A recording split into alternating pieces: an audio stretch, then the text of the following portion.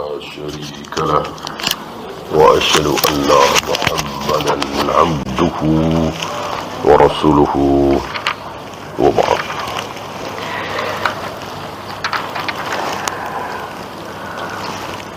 Terakhir tentang mengusap khuf,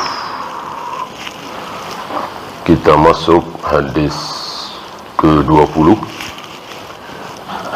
Wa an Abi Sa'id Sa'ad bin Malik bin Sinan Al-Khudri, terkenal dengan Abu Sa'id Al-Khudri. Namanya adalah Sa'ad bin Malik bin Sinan. Qala an-nabiy sallallahu alaihi wasallam, kana fi man kana qablakum rajulun. Dulu sebelum kalian, berarti sebelum Nabi lahir, karena Nabi banyak sekali mengkhabarkan kejadian-kejadian masa lalu yang orang tidak tahu. Selama ini dugaan, teori, analisa-analisa. Sedangkan yang diceritakan oleh Nabi itu langsung dari saksi mata sejarah. Artinya ketika sejarah itu terjadi, ketika peristiwa itu terjadi, dia hidup. Ketika hari itu Nabi menceritakan, dia juga masih hidup. Bahkan sampai hari ini, bahkan dia tidak akan pernah mati selama-lamanya.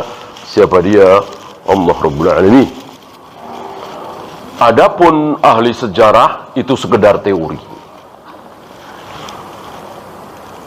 Ada kalanya hanya berdasarkan prasasti, kemudian makam, tentu sangat-sangat tidak akurat. Yang akurat adalah yang menceritakan adalah saksi sejarah, yaitu Allah Rabbul Alamin, yang menyaksikan peristiwa itu dan memberitahukan langsung pada Nabi SAW, termasuk kisah ini. Qatala tis'atan wa tis'ina nafsan, yaitu seorang laki-laki yang pernah membunuh 99 orang. Sebuah dosa yang sangat besar. Untuk kemaksiatan yang sifatnya larangan, gak ada yang lebih besar. Membunuh, berzina, minum khamar, berjudi, memperkosa, apalagi mabuk, narkoba. Yang terbesar adalah membunuh. Sampai ada ancaman dalam Al-Quran, khalidan finnar, akan kekal di neraka selama-lamanya. Walaupun para ulama memahami ini tidak seperti kufur. Artinya saking lamanya dia di neraka, sampai dikatakan khalidan fiha, akan kekal di neraka. Itu satu orang. Ini 99. Fasa'ala an a'lami ahlil ard. Singkat cerita, si pembunuh ini nyesal, lalu ingin bertaubat, memperbaiki diri. Islam, dia Muslim, ya, karena Islam sudah ada dari zaman Nabi Adam. Bahkan seluruh Nabi dan Rasul agamanya adalah Islam. Nggak ada agama Yahudi, nggak ada agama Nasrani. Itu plesetan nama saja. Jadi Nabi Musa agamanya Islam, Nabi Isa agamanya Islam, seluruh para Nabi, para Rasul agamanya Islam, bertauhid dengan tauhid yang sama, dengan syariat-syariat yang sama, dengan fikih yang sedikit berbeda. Fadulla ala rahibin, lalu dia ditunjukkan mungkin oleh temannya atau tetangganya atau saudara ke seorang rahib. Salah nunjuk. Rahib, ahli ibadah, bukan ruhban, ya, bukan akhbar. Kalau akhbar ahli ilmu, Kalau rahib ahli ibadah, biasanya kurang ilmunya. Fa'atahu faqal, setelah sampai ke ahli ibadah ini, rahib ini, dikatakan mungkin oleh temannya yang bawa ini, innahu qatala tis'atan wa tis'ina nafsan. Orang ini, temanku ini, saudaraku ini sudah membunuh 99 orang. Fa'allahu min taubatin, mungkinkah taubatnya diterima? Dijawab oleh ahli ibadah ini, la, enggak mungkin, ya, karena ahli ibadah. Antum tahu ahli ibadah, ahli zikir, ahli wirid itu biasanya menilai orang dengan dirinya sendiri. Jadi dibandingkan dengan dirinya sendiri. Beda dengan ahli ilmu. Ahli ilmu itu tidak membandingkan dirinya sendiri. Ahli ilmu Imam Syafi'i misalnya, Imam Bukhari misalnya, Syekh Albani misalnya, nggak pernah mengatakan ikuti aku, duduk di perpustakaan minimal 8 jam, nggak ada Syekh Albani mengajak seperti itu. Beda dengan ahli ibadah. Ahli ibadah itu mengajak manusia kepada dirinya. Lihat aku nih, aku kemana-mana tidak pernah tidak zikir, tidak wirid. Aku minimal dalam sehari itu istighfar sekian kali, sekian ribu kali. Itu ahli ibadah, mengajak kepada dirinya. Ahli ilmu tidak. Ketika dia beribadah luar biasa, ketika dia berilmu luar biasa, ahli ilmu mengajak orang-orang, yang penting kalian sholat 5 waktu, jangan tinggalkan. Udah nggak usah mikir qobliyah, ba'diyah, duha, segala macam. Yang penting sholat 5 waktu berjamaah di masjid, udah itu dulu pertahankan. Padahal dianya luar biasa. Ibadah-ibadah sunnah, baca Al-Quran, mengapa, tapi tidak mengajak seperti itu. Itulah ahli ilmu. Beda dengan ahli ibadah. Nah, karena yang didatangi ini ahli ibadah akan menilai orang dengan dirinya. Dirinya jangankan membunuh, nyubit orang lain saja barangkali nggak pernah, merasa dosa besar. Menyakiti hati orang dengan mengucapkan kalimat yang agak kasar, menyinggung, dia nyesel bukan main. Ini di hadapannya tiba-tiba ada pembunuh nggak tanggung-tanggung 99. Maka dengan kebodohannya, bukan dengan ilmunya, dia mengatakan, la, nggak mungkin tobatmu diterima. Nah, namanya juga preman ya, pembunuh ya, sudah membunuh 99 orang, dibilang nggak mungkin tobatnya diterima, sekalian faqatalahu, sekalian dibunuh itu si ahli ibadah, si rahib. Fakammala bihi mi'atan, genaplah 100. Ya. Summa sa'ala an a'lami ahli al-'urf, setelah itu dia nanya lagi, coba cari lagi orang alim, orang baik, ahli ilmu. Fadulla ala rajulin alim. Ya. Untuk yang kedua benar, dia dibawa ke seorang alim, ahli ilmu. Ya, dikatakan temanku ini telah membunuh 100 orang. Ya, baru saja berarti ya. Fahallahu min taubatin, mungkinkah taubat dia diterima? Dijawab na'am. Nah, karena dia ahli ilmu, bukan cuma ahli ibadah, maka dijawab na'am, iya. Wa man yahulu bainahu wa bainat taubah, tidak ada yang bisa menghalangi dia dengan taubat. Artinya sebesar apapun dosa, insya Allah diterima taubatnya. Lalu si ahli ilmu ini memberikan petunjuk, intalik ila ardi kada wa kada, pergilah ke kampung ini, ditunjuk oleh ahli ilmu ya. Anu misalnya, negeri Anu. Fa inna biha unasan ya'buduna Allah ta'ala fa'budillaha ma'ahum, karena di sana banyak orang-orang soleh menyembah Allah, maka sembahlah Allah ya bersama mereka. Tinggalkan kampungmu yang penuh dengan maksiat. Maka salah satu cara bertaubat adalah kita ganti tempat, selain juga ganti teman, selain juga ganti pergaulan. Ya, kalau betul-betul ingin taubat, ya sudah tidak akrab lagi dengan para pelacur, para pezina, para penjudi, para pemabuk, ahli bid'ah, ahli syirik, kan begitu. Nah, termasuk kita tinggalkan tempat kita. Kalau mau dia tobat dari zina, dari khamar, dari judi, ya udah nggak pernah lagi ke tempat diskotik misalnya, dugem misalnya. Gitu. Nah, kalau kampungnya memang kampung maksiat, ya terpaksa pindah, hijrah. Ya. Fala tarji ila ardika fa innaha ardu su'. Jangan kembali lagi ke daerahmu, kampungmu, karena kampungmu itu kampung maksiat. Mayoritas ahli maksiat. Fantalaqa hatta idza nasafat tariq. Lalu berangkatlah.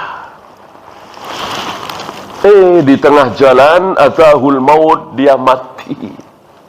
Di tengah jalan mati. Salat belum, puasa belum, zikir belum, ya mungkin istighfar belum, sudah mati. Ya, disinilah kebingungan. Siapa yang bingung? Siapa yang bingung? Iya, malaikat. Malaikat rahmat apa malaikat azab? Antum harus tahu ya, setiap kali malaikat maut pencabut nyawa itu mencabut nyawa seorang manusia, pasti ditemani oleh satu malaikat. Malaikat apa namanya? Malaikat rahmat. Kalau dia muslim, ahlu taat. Atau malaikat azab kalau dia kafir, ahli maksiat. Gitu ya. Kalau dia ahli taat, maka yang menemani malaikat maut adalah malaikat rahmat. Malaikat rahmat ini membawa dua barang, dua benda. Apa? Semacam kain kafan dan hanut, semacam olesan. Dari mana? Dari surga. Hanutnya dari surga, kain kafannya dari surga. Begitu roh keluar dari jasad, langsung dimasukkan, langsung diolesi dengan hanut, semacam balsam itu dari surga, wangi luar biasa, dimasukkan ke dalam kain kafan dari surga. Lalu malaikat rahmat ini naik. Setiap kali melewati malaikat langit, para malaikat selalu bertanya, ini roh siapa, wangi sekali. Dijawab oleh malaikat rahmat, ini ruhnya Fulan bin Fulan, disebut nama terbaiknya. Kan orang kan namanya kadang 2, 3, 4, diambil nama terbaiknya. Lalu minta izin supaya dibukakan pintu langit, maka terbukalah langit pertama, terbukalah langit kedua, terbukalah langit ketiga, dan seterusnya sampai ke sebuah tempat yang bernama Illiyyin. Itu kalau rohnya orang yang beriman, ahli taat. Bagaimana kalau rohnya orang kafir, ahli maksiat? Maka yang datang bukan malaikat rahmat, tapi malaikat apa tadi? Malaikat azab. Bawa apa? Bawa hanut, semacam olesan dari neraka, dan kain kafan dari neraka. Begitu roh itu keluar dari jasad, langsung diolesi dengan hanut dari neraka, kemudian dimasukkan ke dalam kain kafan dari neraka itu, lalu dibawa ke atas. Setiap kali melewati para malaikat di langit, para malaikat bertanya, ini roh siapa? Busuk sekali. Dijawab, rohnya Fulan bin Fulan, disebutkan nama terburuknya. Lalu malaikat azab ini minta izin kepada malaikat penjaga langit untuk membukakan pintu langit, dan tidak diizinkan. Dan tidak diizinkan, lalu dibantingkan ke bawah. Ini nasib orang-orang kafir, ahli maksiat. Orang kafir nggak ada yang tidak maksiat. Orang Yahudi, Nasrani, Buddha, Hindu, Konghucu, setiap hari berbuat maksiat luar biasa, maksiat terbesar. Apa? Tidak sholat, tidak saum. Ini kan dosa yang sangat besar. Emang dikiranya yang nggak sholat dosa itu cuman orang Islam. Orang Buddha, Hindu, Konghucu nggak sholat, ya ikut dosa. Orang sholat itu wajib bagi seluruh manusia, bukan cuman kaum muslimin. Cuman kalau orang Buddha, Hindu, Konghucu sholat ingin diterima, ingin sah, ya baca syahadat dulu masuk Islam. Intinya semua manusia wajib masuk Islam. Semua orang harus Islam. Jika tidak, khalidina fiha abadan, akan kekal di neraka selama-lamanya. Gitu ya. Kecuali dulu. Di zaman Nabi Musa silahkan mengikuti syariat Nabi Musa. Di zaman Nabi Isa silahkan mengikuti syariat Nabi Isa. Di zaman Nabi Ibrahim silahkan mengikuti syariat Nabi Ibrahim. Adapun ketika aku sudah diutus, kata Nabi, maka tidak boleh mengikuti syariat manapun, dia harus mengikuti syariatku. Ya, siapapun dia. Nah, begitulah setiap kali ada orang mati, yang datang selain malaikat maut pencabut nyawa, datang satu lagi. Kalau bukan malaikat rahmat, ya malaikat azab. Ini tumben-tumbenan. Ada orang mati yang datang dua-duanya. Malaikat rahmat datang, malaikat azab datang. Karena dua-duanya merasa berhak. Kata malaikat azab, ini bagianku. Gimana tidak? Dia membunuh 100 orang, belum istighfar, belum sholat, belum saum, segala macam. Ini bagianku. Kata malaikat rahmat, tidak, ini bagianku. Karena dia sudah mau bertaubat, sudah berniat. Ini kan syahidnya sesuai dengan bab yang sedang kita bahas, babut taubati. Ya, berebutlah. Dua-duanya demi taat kepada Allah, maka tidak ada yang mau ngalah. Ini bagianku, enggak, ini bagianku. Dalam rangka taat kepada Allah.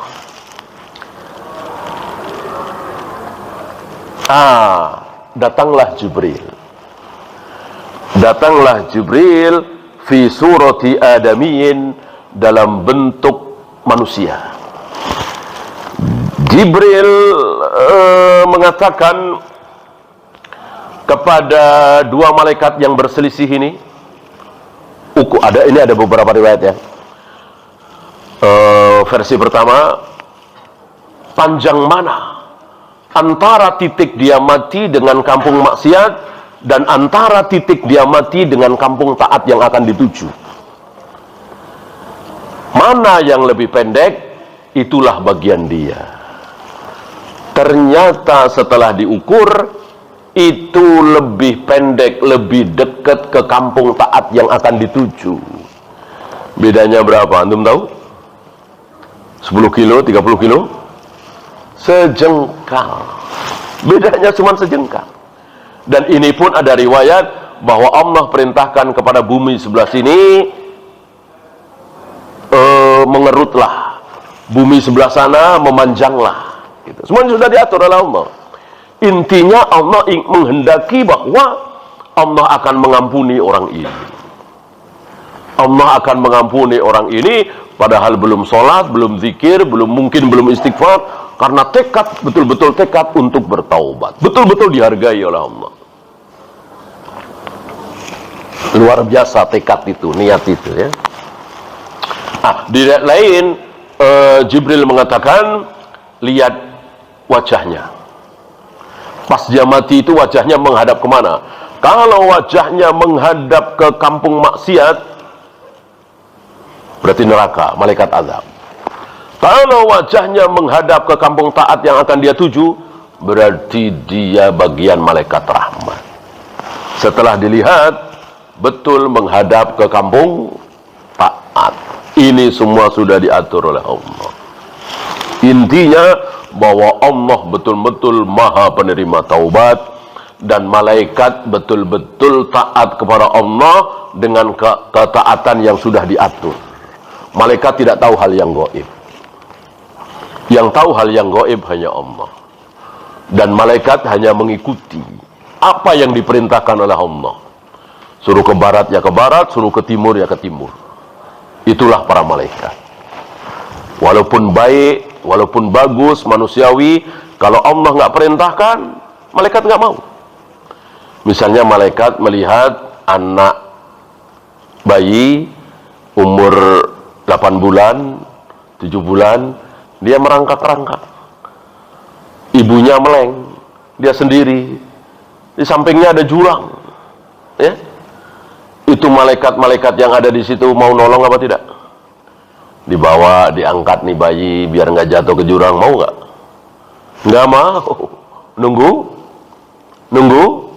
Nunggu perintah dari Allah. Yaf'aluna ma yu'maru. Kalau kita kan tidak. Kita tidak. Kalau malaikat enggak. Kalau diperintah sami'na wa ata'na. Kalau enggak. Kita tidak. Untuk hal seperti itu tentu baik bagi kita. Nah, banyak hal-hal yang kita tidak diperintah. Salat nisfu Sya'ban, enggak ada perintah. Allah dan Rasulnya kita suruh salat nisfu Sya'ban. Salat raghaib, maulid Nabi, usolli tahlilan. Kita melakukan, padahal nggak diperintahkan. Padahal itu ibadah. Hukum asal ibadah apa? Masih ingat? Hukum asal ibadah apa? Masih ingat? Hukum asal ibadah adalah haram. Jadi sholat itu haram, puasa itu haram, zikir itu haram, tawaf, sa'i, melempar jumrah, mencium hajar aswad, adzan, qomat, semuanya haram. Kecuali yang disuruh oleh Nabi. Ya. Buktinya nanti antum masuk kerja atau pulang ke rumah azan, berani? Nggak berani kan? Haram. Azan itu haram. Kecuali yang diperintahkan oleh Nabi. Kapan kita disuruh azan? Ketika masuk waktu. Menandai bahwa waktu duhur sudah masuk, waktu asar sudah masuk. Nah, termasuk qomat. Ketika imam dengan para makmum sudah siap. Ketika imam sudah menghendaki mulai salat berjamaah, disitulah qomat. Nah, termasuk melempar jumrah, bermalam di Mina, bermalam di Muzdalifah, ini semuanya haram. Kecuali yang diperintahkan oleh Allah dan Rasulnya. Nah, banyak dari kita kaidah yang sangat sederhana ini nggak paham. Maka banyak dari kita, apa salahnya sih? Tahlilan kan baik, muludan kan baik, isinya baik semua. Ada nasihat, ada zikir, ada wirid. Nah, mereka nggak sadar bahwa itu semua haram karena itu kan ibadah mahdhah. Gitu ya. Nah, kecuali yang ghairu mahdhah seperti tadi. Bolehlah kita langsung ya, secara umum memang kita disuruh tolong menolong. Adapun malaikat tidak. Malaikat betul-betul taat kepada Allah setaat-taatnya. Ketaatan para malaikat itu betul-betul sempurna. Maka sekali lagi, para malaikat tidak mau melakukan apa yang tidak diperintahkan oleh Allah, walaupun baik. Nolong anak kecil yang mau jatuh ke jurang kan baik sekali, tapi nggak mau kalau tidak diperintahkan oleh Allah. Paham ya? Nah, dengan kejadian ini maka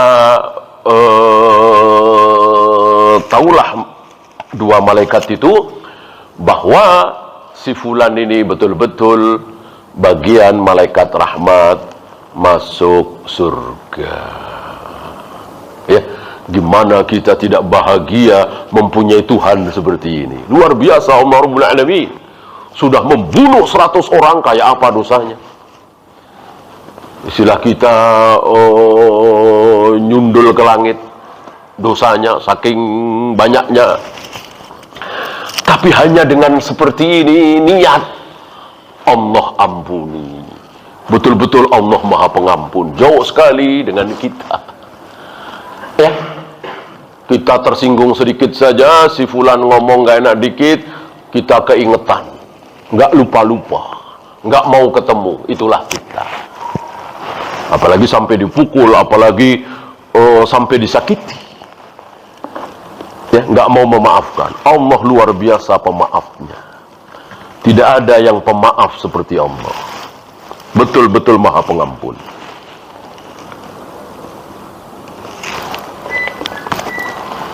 Ya, muttafaqun alaih, hadis ini sahih riwayat Imam Bukhari dan Muslim. Ada banyak sekali fawaid dari hadis ini. 20-an lebih ya. Saya pilihkan beberapa saja. Jawazut tahadduthi an Bani Israel. Bolehnya menceritakan tentang kisah Bani Israel. Ini Bani Israel ini satu kaum yang luar biasa. Bani Israel itu yang baik, yang baik-baik sekali. Ya bayangkan Nabi Musa, Nabi Isa, Nabi Yahya, Nabi Zakaria, Nabi Harun, Nabi Yusuf bin Nun. Imam Syafi'i, Imam Bukhari, Imam Malik nggak ada apa-apanya. Bahkan Abu Bakar dan Umar kalah kan? Orang bukan Nabi. Oh, derajat tertinggi manusia adalah Nabi. Itu kalau yang baik. Yang jelek, yang buruk, ya yang sedang kesetanan sekarang itu. Ya, yang sedang membubadir kaum muslimin sampai 40.000 lebih binasa, terutama wanita dan anak-anak, nggak ada malunya, nggak ada belas kasihannya. Nah, itulah Bani Israel. Bukan Israel ya, Bani Israel. Israel seorang yang sangat soleh, seorang yang sangat bertakwa, seorang yang sangat berilmu. Maka tidak pantas kita mencaci maki, menghujat Israel. Yang biadab bukan Israel, tapi Bani Israel atau Yahudi. Nah, boleh, tentu berdasarkan hadis yang sahih. Artinya sabda Nabi. Kalau kita langsung menukil di Taurat dan Injil nggak boleh. Dan itu banyak sekali dan menarik-menarik. Kalau cerita dalam Al-Quran, cerita dalam hadis, kan banyak yang nggak lengkap. Tongkatnya Nabi Musa itu dari kayu apa? Di Al-Quran nggak ada, di hadis nggak ada. Di Taurat dan Injil ada. Gitu ya. 7 pemuda yang tidur selama 300 tahun lebih di dalam gua, namanya siapa? Di Al-Quran nggak ada, di hadis nggak ada. Di Taurat dan Injil ada. Si Anu, si Anu, si Anu, si Anu. Nama guanya gua apa? Ya. Bolehkah kita pegangi sebagai sebuah kebenaran? Tidak boleh. Tidak boleh. Karena yang dijamin keasliannya tidak mungkin salah, tidak mungkin palsu, pasti asli dari Allah. Itu cuman Al-Quran. Inna nahnu nazzalna dzikra wa inna lahu lahafidun.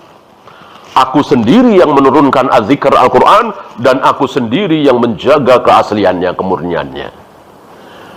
Maka tidak perlu asbab, tidak perlu perantara untuk menjaga keaslian Al-Quran. Beda dengan menjaga keaslian hadis-hadis Nabi, butuh perantara. Siapa? Bukhari, Muslim, Abu Daud, Nasai, Tirmidzi, Yahya bin Ma'in, Ali bin Madini, ulama-ulama ahlul hadis. Adapun untuk menjaga keaslian Al-Quran, nggak butuh perantara ulama-ulama itu. Allah sendiri yang menjaga. Sampai hari ini tidak ada satupun manusia yang berhasil memasukkan Al-Quran. Usaha sudah ratusan kali, mungkin ribuan ya, nggak ada yang berhasil satupun. Ini kebenaran janji Allah. Inna nahnu nazzalna dzikra wa inna lahu lahafidun. Kami sendiri yang menurunkan Al-Quran, dan kami sendiri yang menjaga keaslian Al-Quran. Adapun Taurat, Injil, Zabur, dan seterusnya, tidak ada jaminan seperti itu. Maka lihat sendiri. Di Taurat, di Injil kan ada kisah di mana ada seorang nabi menzinai 2 putrinya. Mosok ada kisah seperti itu? Itu ada di Perjanjian Lama atau Perjanjian Baru. Ya, masuk Tuhan punya anak, itu kan ada di Injil. Masuk Tuhan ada 3, itu ada di Injil. Dan seterusnya menunjukkan kebatilan demi kebatilan ada di Taurat dan Injil. Walaupun yang benar masih ada, cuman kan kita nggak tahu. Itulah rahasia kenapa Nabi mengatakan la tusaddiquhu jami'an wa la tukadzibuhu jami'an. Jangan engkau benarkan semuanya, jangan engkau salahkan semuanya. Artinya kita tawakuf. Sebagaimana para ulama tidak mau mengucapkan kata-kata Israel, Qabil, Habil, karena nama-nama ini tidak ada di Al-Quran dan Sunnah. Adanya di Taurat dan Injil, yang tentu bisa benar bisa salah. Gitu ya.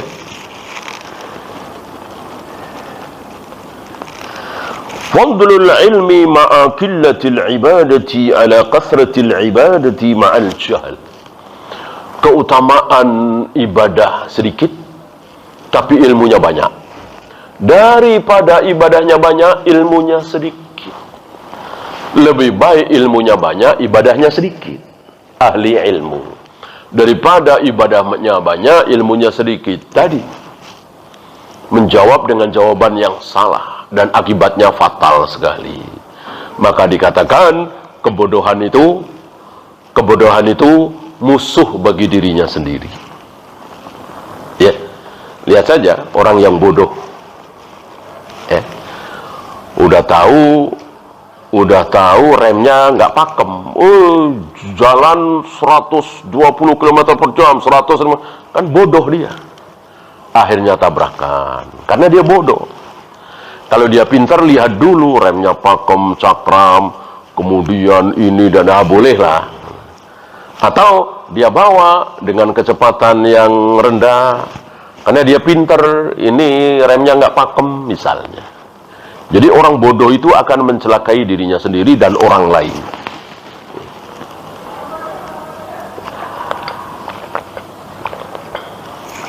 Maka hati-hati bergaul dengan orang bodoh.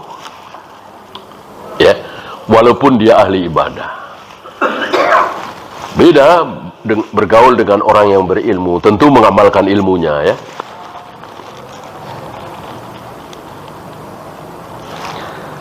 Al-alimu yahtadi binuril haqqi wal ilmi fayuwaffiqa lil haddi wa yantafi'a wa yanfa'. Orang yang berilmu itu melakukan sesuatu dengan cahaya kebenaran. Akhirnya sampai kepada tujuan. Orang yang berilmu insya Allah sampai kepada tujuannya. Walaupun ada yang cepat, ada yang lambat. Berbeda dengan orang yang bodoh itu, nggak akan sampai karena dia bodoh.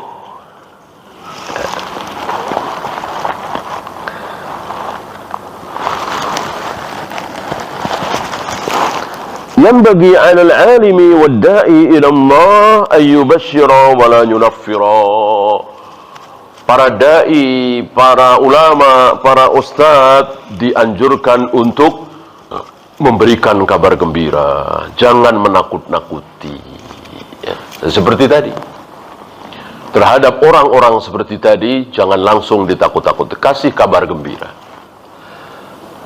Karena dia sudah terlanjur membunuh 99 orang, mestinya tenang. Allah Maha Pengampun, Allah Maha Penyayang.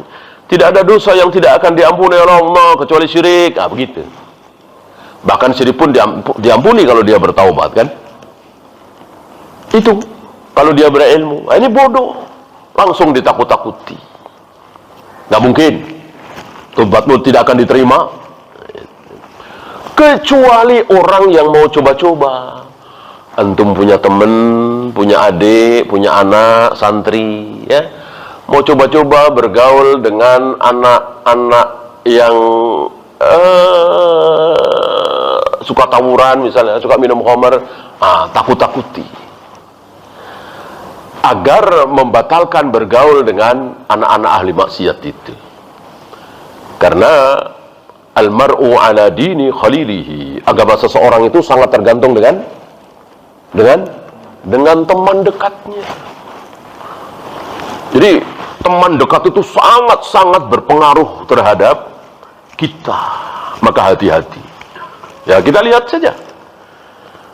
Yang rokok, yang narkoba, akhirnya menjadi pelacur, akhirnya menjadi pengedar narkoba. Kan diawali dari pergaulan.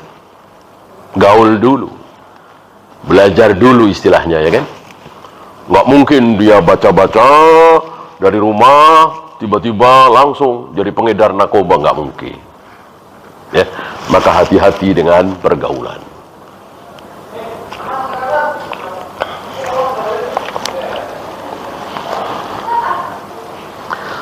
Qudratul malaikati ala tashakkuli fi suratil insan. Para malaikat, termasuk jin, ya, bisa merubah dirinya dalam bentuk manusia. Di zaman Nabi dan zaman dulu ada riwayat. Mungkinkah terulang hari ini? Mungkin. Karena nggak ada dalil, nggak mungkin. Ya. Cuman kan kita tidak tahu. Kalau Abu Hurairah 3 malam berturut-turut didatangi oleh jin dalam bentuk laki-laki tua miskin, Abu Hurairah nggak tahu kalau itu jin. Tahu-tahu setelah diberitahu oleh Nabi SAW.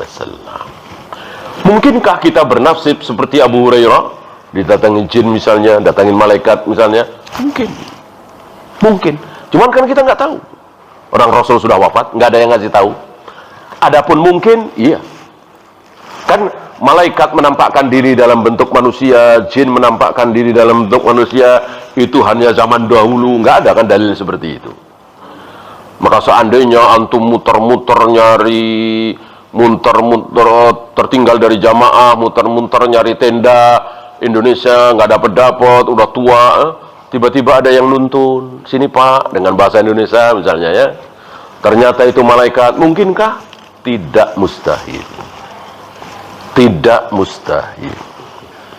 Ya, karena kan itu terjadi di zaman Nabi, terjadi di zaman dahulu. Apa bedanya dahulu dengan hari ini? Kecuali memang dinyatakan nggak mungkin. Nah, tapi sekali lagi hanya Allah yang tahu. Ya, hanya bisa mengatakan mungkin. Kalau Abu Hurairah kan nggak mungkin, orang pasti itu jin. Gitu. Dan Umar, Utsman pasti, oh ini Jibril. Orang Nabi yang ngasih tahu, masa nggak percaya? Ya. Tahukah engkau wahai Umar, yang datang kepadaku menempelkan dengkulnya ke dengkulku, meletakkan kedua tangannya ke pahaku, berpakaian serba putih, berambut sangat hitam, sudah lewat dari situ ya. Bahwa itu Jibril.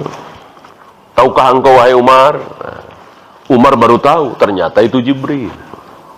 Dikiranya manusia. Ya.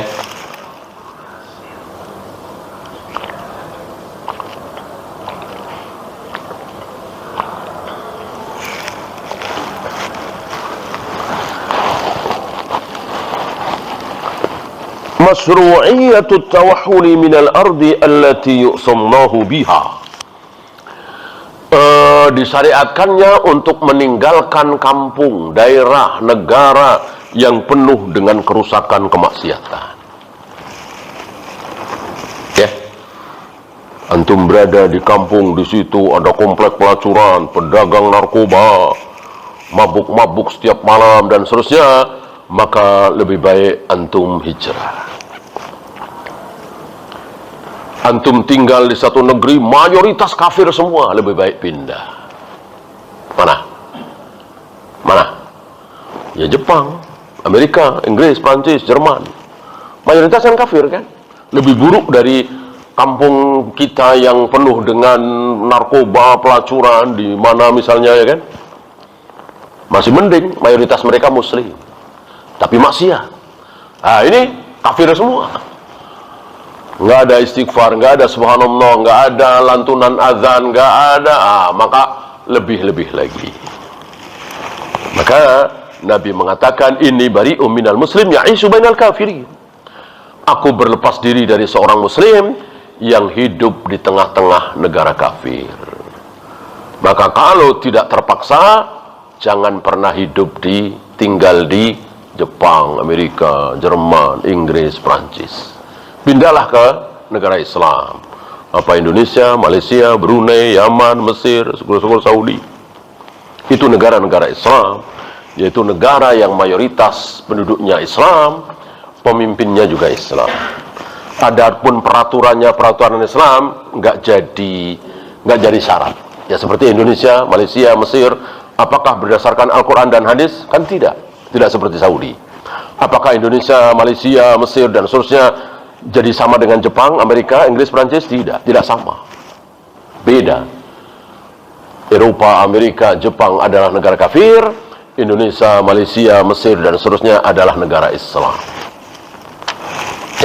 Walaupun tidak berdasarkan Al-Quran dan hadis secara 100%. Ya kalau 100% nggak ada lah. Emang Saudi 100%? Nggak juga. Berlebih dan 100% ya zaman Nabi. Zaman Abu Bakar aja tidak sebaik zaman Nabi. Zaman Umar tidak sebaik zaman Abu Bakar. Zaman Utsman tidak sebaik zaman Umar. Zaman Ali tidak sebaik zaman Utsman. Terus makin buruk. Apakah dengan demikian maka zaman Ali, zaman Muawiyah, zaman Yazid dan seterusnya bukan negara Islam? tetap negara Islam. Jadi negara Islam berlebih dan kurang. Ya sama dengan orang Islam lah. Orang Islam, seorang Muslim, ada yang taat luar biasa, ada yang agak bermaksiat, ada yang maksiatnya luar biasa. Apakah dia masih Muslim? Apa sudah kafir? Pelacur-pelacur itu, ya, kadang pulang kampung, sholat Id, ya kan? Ya, kadang sholat, kadang enggak. Muslim apa kafir? Pelacur itu. Kafir apa Muslim? Hah? Muslim, bukan kafir. Kafir itu Buddha, Hindu, Konghucu yang pasti kekal di neraka selama-lamanya. Adapun si pelacur ini, walaupun luar biasa dosanya, masih Muslim. Ada harapan masuk? Ada harapan masuk surga. Ya Allah Maha Pengampun. Dan rata-rata insya Allah para pelacur, para germo, kalau dia Muslim umur 60 tahun, apalagi sampai 70 tahun, kalau masih hidup ya, insya Allah bertaubat, mengakui kesalahannya, beristighfar dan seterusnya. Allah Maha Pengampun.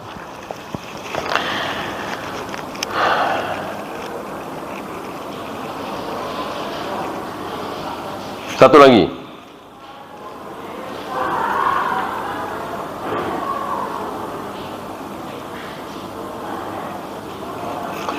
Jawazut tahkim, bolehnya berhakim.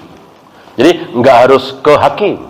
Misalnya antum berselisih dengan teman antum, ya, berselisih nih, ingin cari kebenaran, yang benar yang mana, masalah muamalah, bagi hasil, kok nggak klop, nggak temu, antum nggak harus ke hakim, ya, cari teman antum yang barangkali lebih berilmu atau seorang ustadz, gimana ini, ya, atau enggak ustadz tapi dia tahulah tentang mudharabah, tentang ini, nggak harus ke hakim, nggak harus ke pengadilan, gitu.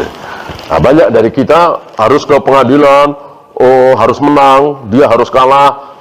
Jangan seperti itu. Jadi kalau kita berselisih, kita harus harus sadar bahwa kita bisa benar, bisa salah. Klien kita itu